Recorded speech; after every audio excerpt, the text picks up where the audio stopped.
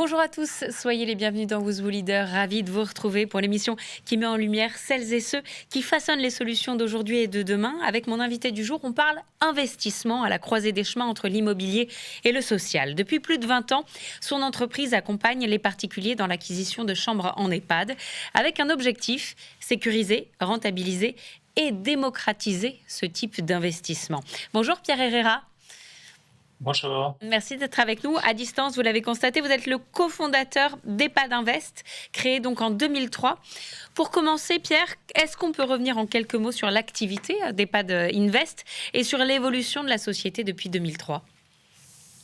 Oui, bien sûr. Alors au départ, étions surtout spécialisés dans la vente de biens neufs et progressivement, à partir des années 2010-2015, nous avons étendu notre offre sur la revente de chambres EHPAD puisque ce marché était émergent. Et Ouais. donc aujourd'hui, nous sommes quasiment exclusivement orientés sur le marché de la revente, donc de chambres en EHPAD et également d'appartements en résidence senior. Alors, parlons achat. Quelles sont les garanties qui accompagnent justement l'achat d'une chambre en EHPAD avec EHPAD Invest ?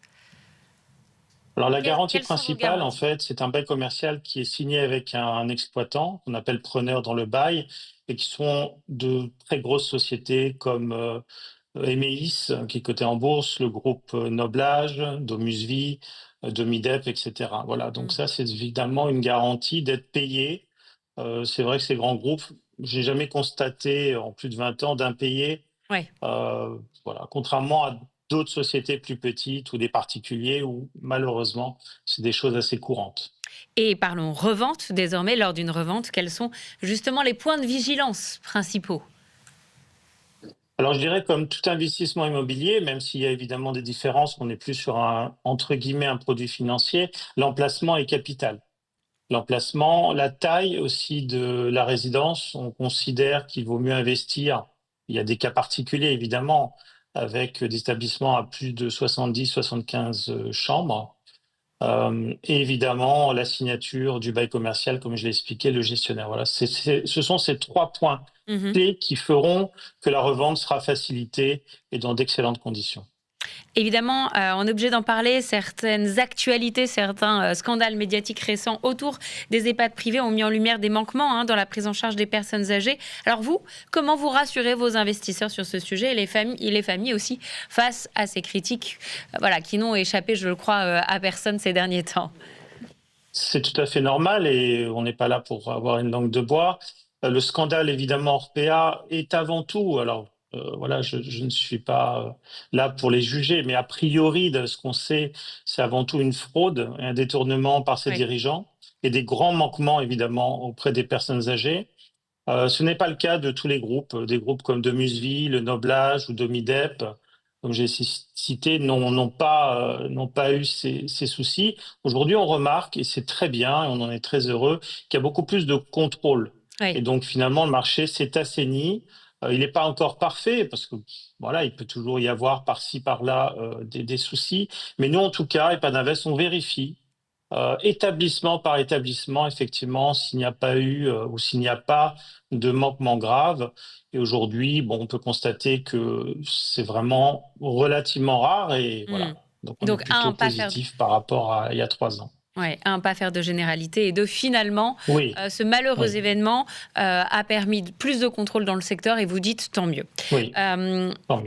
parlons fiscalité. En quoi justement le statut LMP, donc je le rappelle, loueur en meublé professionnel, reste un atout majeur dans l'investissement ? Alors effectivement, le loueur en meublé professionnel et plus généralement le non professionnel, puisque 80% de nos clients sont plutôt non professionnels, mais il y a Donc de grandes LMNP. ressemblances, permet en fait d'avoir des revenus, des loyers donc peu imposables, hein, puisqu'il y Hmm. a un système d'amortissement. Je ne vais pas m'étendre ici, mais si vous voulez, pour faire très simple, on est avec à peu près maximum 20 à 30% de ce qu'on perçoit comme loyer à déclarer, Ouais. et voire moins si on fait un emprunt. Donc ça permet, d'avoir des revenus peu fiscalisés, voire pas du tout si on fait un emprunt, d'avoir éventuellement des avantages sur l'IFI, et aussi au niveau de la transmission, il peut y avoir des avantages fiscaux. Voilà. Donc c'est vrai que c'est un des rares dispositifs encore survivants, si je puis dire, dans la défiscalisation. Qu'est-ce qu'il aujourd'hui. Voilà. Qu'est-ce qu'il faut savoir, Pierre Herrera, sur l'aspect rendement, sécurité, revente? C'est quoi les points forts? Alors, on est en moyenne sur des rendements nets, une fois qu'on a enlevé les charges, elles sont faibles, hein. C'est principalement la taxe foncière et les frais de syndic, puisqu'il n'y a pas de travaux. On est Mhm. sur des rentabilités entre 5 et 7%. Après, évidemment, quand on va sur des revenus plus importants, il faut faire un peu plus attention. Pourquoi? Parce que ça peut être des résidences un peu plus anciennes, un peu moins bien placées. Mais je dirais que pour un investissement plutôt sûr, il faut être plus ou moins autour de 6% net. Mhm. Voilà, donc comme je le disais tout à l'heure, un bon emplacement, un bon gestionnaire, une résidence assez récente, c'est-à-dire qui a moins de 10 ans ou que des travaux ont été faits il y a moins de 10 ans. Pour rassurer aussi les potentiels investisseurs qui nous regardent, comment le modèle EHPAD a évolué globalement? Vers quelles valeurs, vers quels fondamentaux, vers quels fondements qui peuvent être rassurants pour un investisseur? Alors il y a l'aspect social, puisque on le sait tous, les enfants du baby-boom commencent à arriver Oui. évidemment enfin, ont besoin de soins. Mm. Et il y a une démographie qui est en train d'exploser, et surtout dans les 3 à 5 ans qui viennent. Donc il y a un vrai besoin, il y a un manque. Mm. Donc ça, c'est quand même un point fondamental. On l'oublie souvent, mais les EHPAD sont des personnes qui n'ont pas le choix. On n'est pas sur de la maison de retraite classique. Ce sont des gens qui, malheureusement, ouais, sont en fin de vie. Et donc ça leur permet, je dirais, d'avoir une fin de vie digne. Ça, c'est important. Donc il y a à la fois l'aspect, évidemment, social, sociétal, il y a un vrai besoin et aussi un rendement qui est intéressant. Et les deux sont compatibles. Comme je le disais tout à l'heure, il y a des sociétés qui existent depuis 30 ans, qui ont réussi à maintenir à la fois une rentabilité et aussi un traitement humain pour les personnes âgées. Voilà, ce sont ces deux fondamentaux à avoir en tête. Si quelqu'un qui nous regarde hésite, par exemple, entre cet investissement-là et une assurance vie ou l'immobilier qui est locatif classique, qu'est-ce que vous lui dites pour se tourner plus tôt? Qu'est-ce qui fait qu'il devrait se tourner plus tôt vers EHPAD Invest?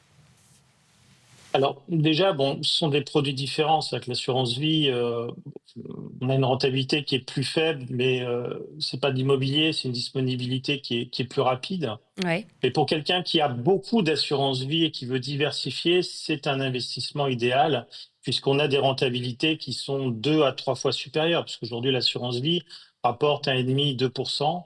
Donc voilà, il n'y a pas photo. Et sur la partie immobilière, qu'on peut peut-être plus comparer, puisqu'on Oui. est plus sur du moyen long terme également, on évite tous les soucis de gestion, les travaux, Mm. les loyers impayés. Et aujourd'hui, malheureusement, on sait que c'est un problème qui est récurrent. Les remises aux normes aussi, puisque on l'a pas dit, mais ce sont aux gestionnaires de s'assurer de remises aux normes. Et ça, c'est un point important. Parce que quand on a de l'immobilier, qu'on est un particulier, les normes évoluent, on le voit, et des fois, on n'a pas toujours l'argent pour faire les travaux. Donc là, sur l'investissement en EHPAD, effectivement, ce n'est pas aux propriétaires de faire les travaux. Et ça, c'est un point également qui est fondamental quand on fait un investissement immobilier. Bon, j'imagine que tout n'est pas parfait. Quelle est peut-être la chose encore sur laquelle vous êtes vigilant et les investisseurs doivent être vigilants? Quel est le point finalement d'amélioration Oui. potentielle dans ce produit? Alors, oui, tout à fait. Alors, les établissements de petite taille, même s'il n'y en a plus beaucoup et qui sont très anciens et qui n'auraient pas reçu, à notre sens, des travaux suffisants, sont à exclure, Hmm. véritablement. Et donc, ces investissements-là, nous, en tout cas, ces reventes, on n'y va pas. Il n'y en a pas beaucoup, hein. C'est pas parce que globalement, le marché, quand même, a été vraiment assaini ces dernières années. Mais ça, c'est le point noir, je dirais, c'est faire attention à ces établissements. Après, on peut trouver des petits établissements plutôt très haut de gamme, de luxe, il y en existe. Donc, pour une clientèle ultra aisée dans des emplacements haut de gamme, où là, effectivement, voilà, c'est un cas particulier. Mais pour un établissement, je dirais, standard, de petite taille et très ancien, voilà, mal Hmm. placé, bon, faut vraiment faire attention. Voilà. En tout cas, vous informer sur cette Oui, vigilance, oui. quoi qu'il arrive. C'est ma question de fin, Pierre Herra, à tous mes invités Who's Leader. Quelle est votre définition de l'excellence? Alors l'excellence, c'est de travailler dur. Enfin, je suis comme ça, je suis quelqu'un qui travaille beaucoup et d'aller au fond des choses, Oui. ne jamais lâcher. Voilà, je pense que ça, c'est important et être toujours, positif. Voilà, c'est ma Merci, définition de l'excellence. merci infiniment Pierre Hérat d'avoir été notre invité, d'avoir partagé avec nous votre expérience autour d'EHPAD Invest. Merci à vous, chers Merci téléspectateurs beaucoup.